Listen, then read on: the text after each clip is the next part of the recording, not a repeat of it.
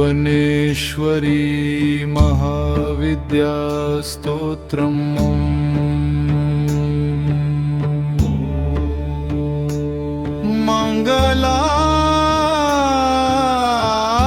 मंगलाचरण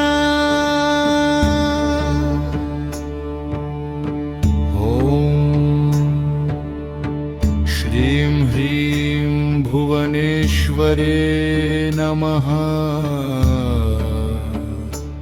जगन्माते महाशक्ते परब्रह्मस्वरूपिणी भक्तानुग्रहदक्षे त्वं प्रसीद परमेश्वरी।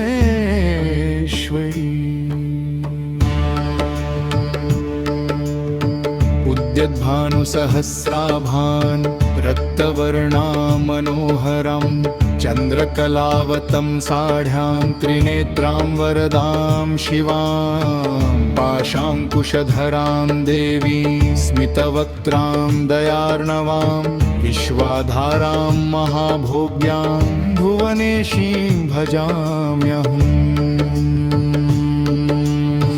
विनियोग अस्य श्री भुवनेश्वरी महाविद्यास्तोत्रस्य परशिवऋषट् गायत्री छन्दः।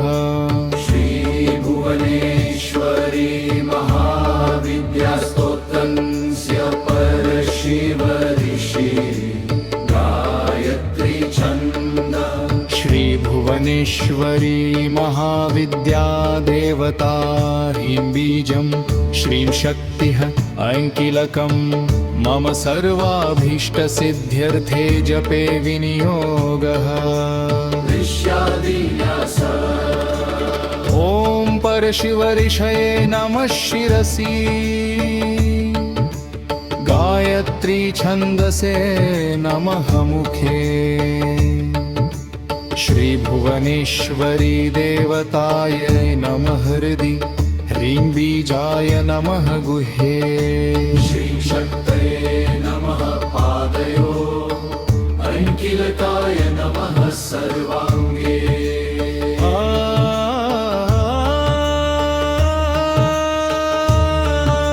करन्यास ॐ ह्रीं अङ्गुष्ठाभ्यां नमः।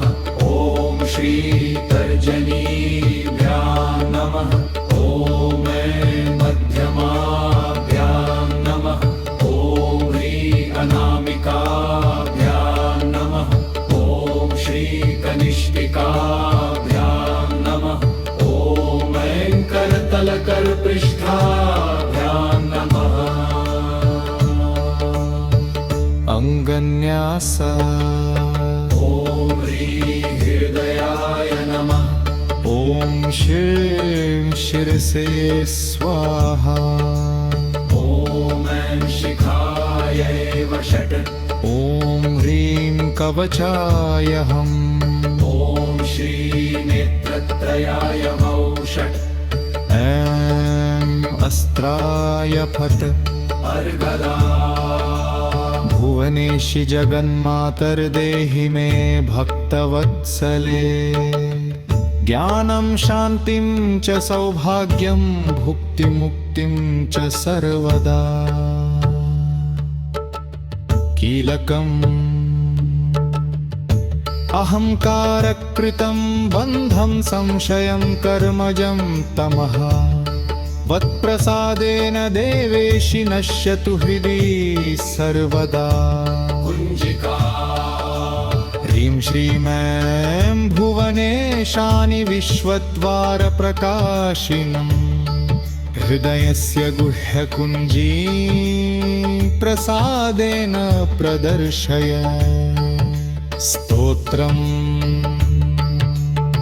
नमस्ते विश्वजननी नमस्ते विश्वधारिणी नमस्ते सर्वलोकेशि नमस्ते करुणामयी। त्वमेव सृष्टिरूपा च त्वमेव स्थितिकारिणी। त्वमेव संहृतिं देवि स्वेच्छया सम्प्रवर्तसे। त्वदीयमायया विश्वं दृश्यते चराचरम् त्वदीयबोधमात्रेण ब्रह्मभाव प्रजायते तं विद्यामृतधारा च तं लक्ष्मी शुभदायिनी तं काली तं परा गौरी तमेव परमेश्वरी भक्तानां हृदये नित्यं प्रसन्नवदना शिवा भीतिनाशकरी मातः सौख्यसम्पत्प्रदायिनी यत्र वन्नाम संकीर्तिः यत्र ते ध्यानधारणा तत्र सिद्धिर्भवेत् देवि तत्र श्रीर्न च दुर्लभा